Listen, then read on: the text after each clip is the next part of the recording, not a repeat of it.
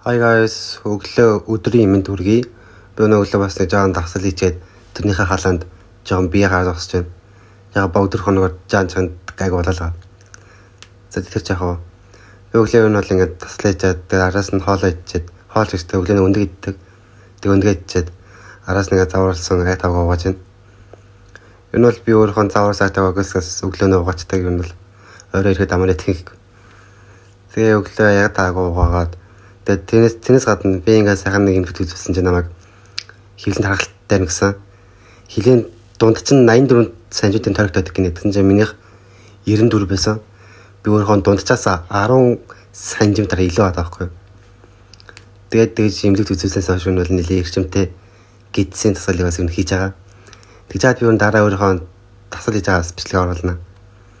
За тэгээд датаг уугаад болсон чинь хувцас сууж өнсөд ажилд явдаг юм аа. Би нөрөөх талын ах дуртай тэгээд тим ч учраас өөрийгөө камерт хардаг. За тэгээд манай баяртай. Камераа хөө явж байна. Тэгэхээр бас баяртай. Тэгээд дараа уулзъя. Дараа илүү олон содон бичлэгээр уулзнаа. Баяртай.